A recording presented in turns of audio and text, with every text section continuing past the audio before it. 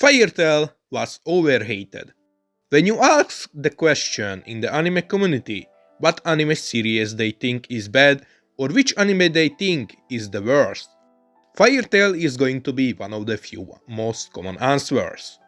Firetail was one of those anime series that got constantly hated on for the smallest, dumbest reasons known to humanity. The hate on Firetail got to a point where people ran out of valid criticism towards it, and they just started to make random misinformation up, even twist things what actually happened, but they told it happened in a much different way than it actually did. These random misinformations then grow into a full-on hate train, led by popular anime YouTubers who cashed in on the hate generated by themselves. This then scared many new fans and older fans away from both the anime and the manga, eventually leading to the fall in popularity and leaving a giant scar on the name of Firetail as a whole. These misinformations went from them blowing things out of proportions to straight up making lies up, like the entire Power of Friendship part. Firetail is a series that is based around family, friendship and bond made in the Guild of Firetail.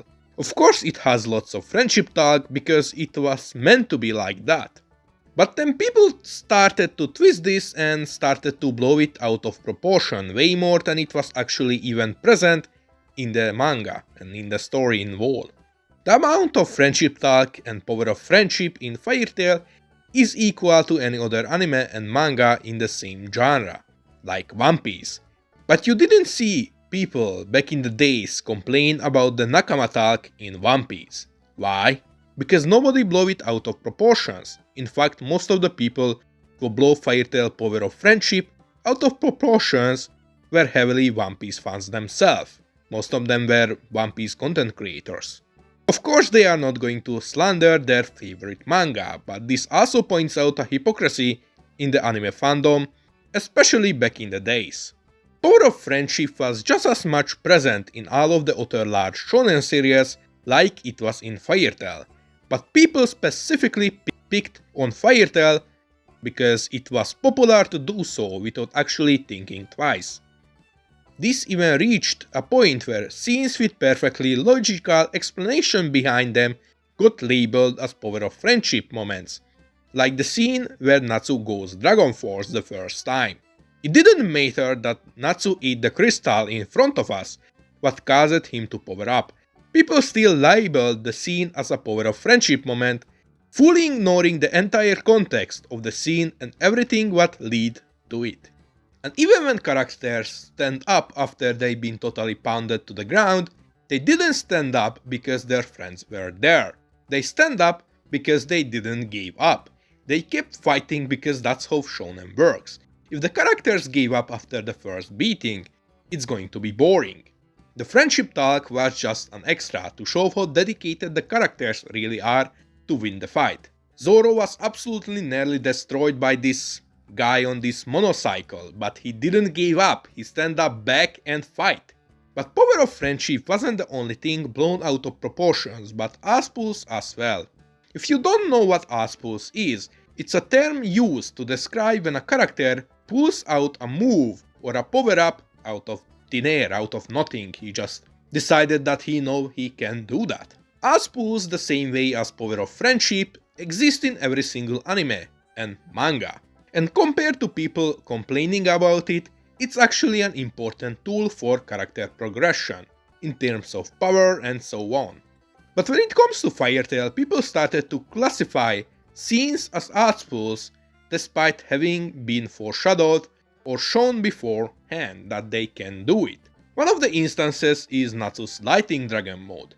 Natsu eating lightning was foreshadowed arcs before gaining the ability, so he already ate lightning from Laxus twice. Him consuming lightning for the second time and gaining the element made perfect sense, because it was foreshadowed.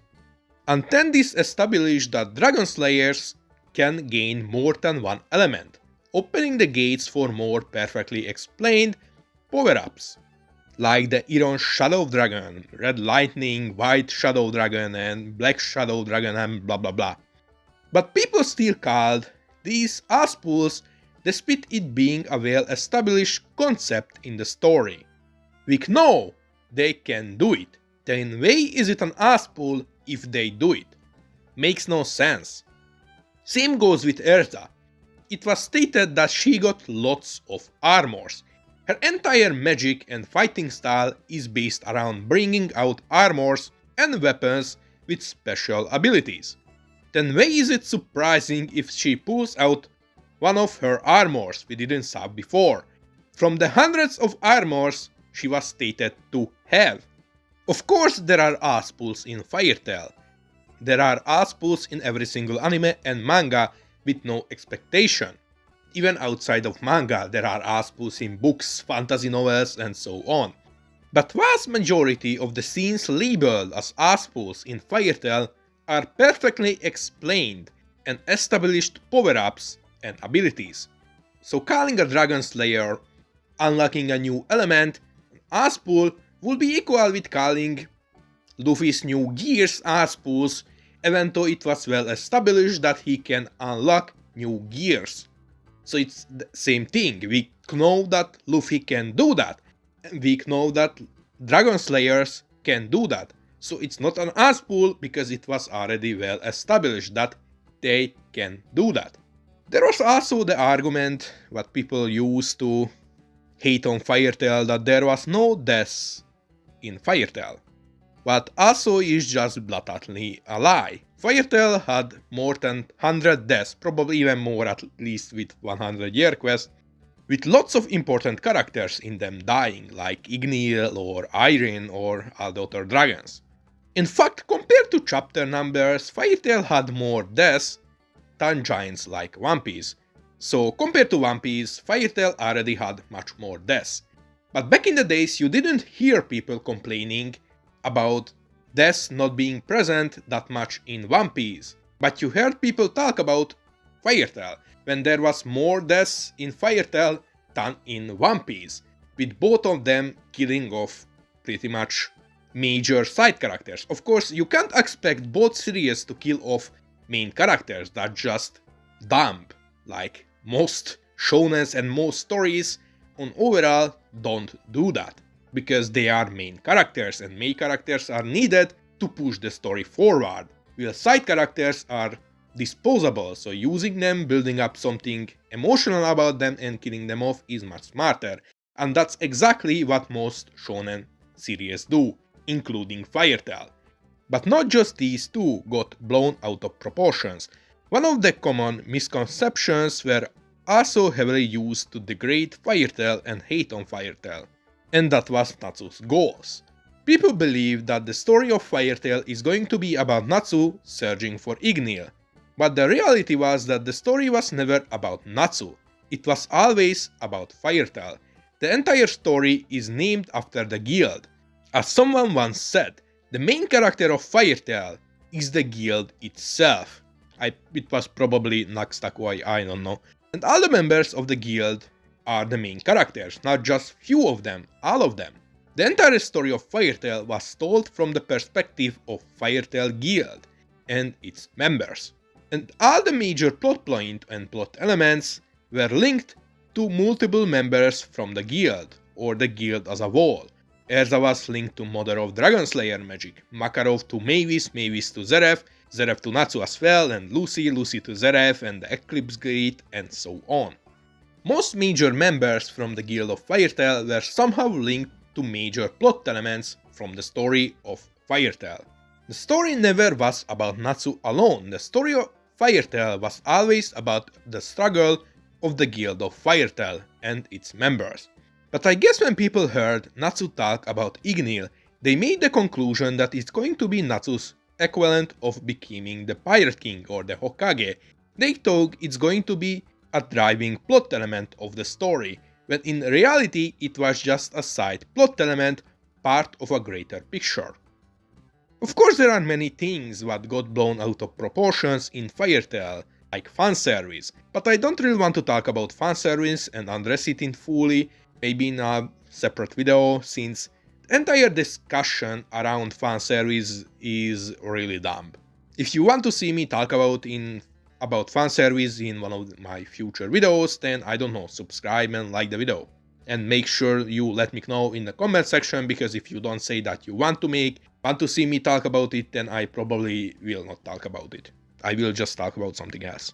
Some people like to bring up that Shanks and Gildras look similar or nearly the same in the anime as proof of Mashima copying One Piece.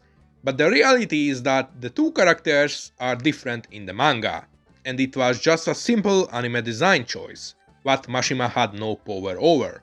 There are also other lies spread like Mashima working under Oda as an assistant, what never happened because they started their career at the same time, like I think 1 year apart, and when Mashima started working on his manga, Oda wasn't that large to have multiple assistants. He probably had one or two, and they are also worked on two different magazines because Oda worked on Shonen Jump while Mashima is working on a weekly shonen magazine. One is Kodansha and the other is Sueisha. Of course, Fairy Tail was one of the few anime and manga series who fell victim of the mob mentality. People spread misinformation about it and then everyone believed it like it was some kind of fact, without even stopping and thinking for themselves for a moment. Of course, I am not saying that Fairy Tail didn't have problems, because it did and still has. No story is perfect, every fucking story out there has some kind of problems in writing, character design or something else. But Fairy Tail had nowhere that much flaws as people claimed it had. It was just a nice story and it didn't deserve the hate it received in any form of ways. Well, that's it for today. This was Just Some Space Guy. Don't forget to subscribe and see you guys next time.